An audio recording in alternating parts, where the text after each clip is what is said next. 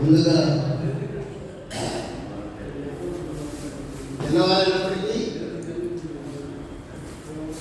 పూజ్యులు గౌరవనీయులైనటువంటి అంటే వయసుల గురించి కాదు మన గురువు గారు కాబట్టి వారికి ఆశీస్సులు జన్మదిన శుభాకాంక్షలు తెలియజేస్తున్నాను.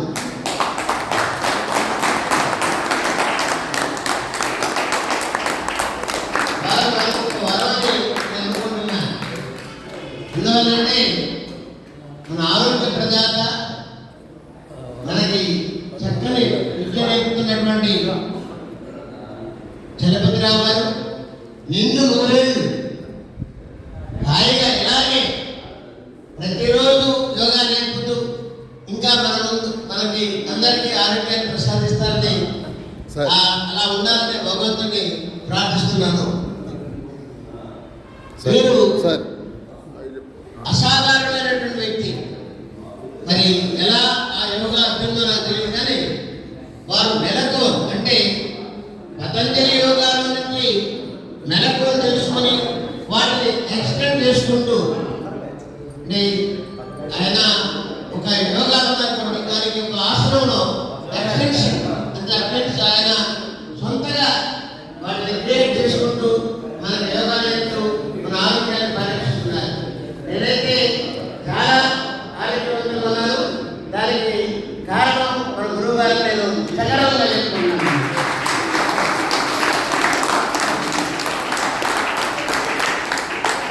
నేనైతే కొన్ని కార్యక్రమాలు నాకు తెలియడం లేదు.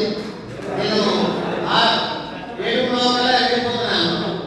ఆ గురువు గారి బర్త్డే కూడా నాకు తెలియదు. వాస్తవంగా నేను ఆ స్కూల్లో ఇలాగే మనకి విద్య నేర్పుతూ 10 కాలాల పాటు ప్రశాంతంగా దేవుడు సాధించాలని చెప్పేసి ఆశీర్వదిస్తూ ఇంకతో ముగిస్తున్నాను. మన గురువు గారికి యోగాసనకి ఏ జన్మలో మనం ఆయన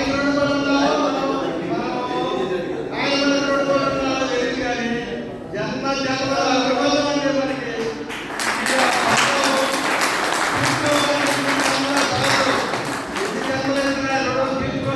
అనుబంధం మనము కాబట్టి మనందరం గురువు గారిని ఎప్పుడూ ఇలాగే 100 సంవత్సరాలు ఆరోగ్యంగా ఉంటూ మనందరికీ యోగా నేర్పిస్తూ మళ్ళీ కూడా ఆరోగ్యంగా చేస్తారని కోరుకుంటున్నానండి.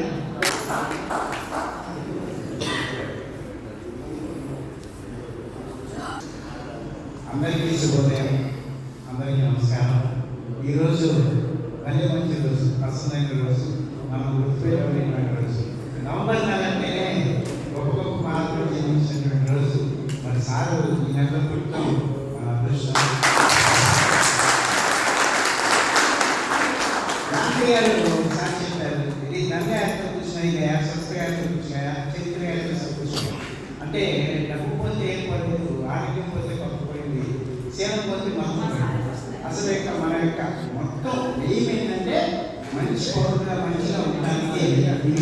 మరి మన గురుగారు మనకి ఆరోగ్యానికి మరి మనకి మంచి మాటలు చెప్తూ మంచి నడవడానికి ఆయనకి వీలైనంత ఎక్కువ ప్రయత్నం చేస్తూ ఉంటారు. మనకి మాతృదేవ భవ, పితృదేవ భవ, ఆచార్యదేవ భవ అన్నారు. తర్వాత అతిదేవ భవ. మన గురుగారు ఆచార్యుడిగా ఆయన రుణపడి ఉంటాం. మనం అందరూ కూడా మనం ఎంత చేసినా గురువుగారు మనం తీర్చుకోలేదు. ఒక్క పద్యం చెప్తానండి. ఈ సప్త సముద్రాలు సిరా చేసి ఈ చెట్లన్నీ కళా చేసి రాసినప్పటికీ కూడా గురువుగారి గుణాలు ఇంకా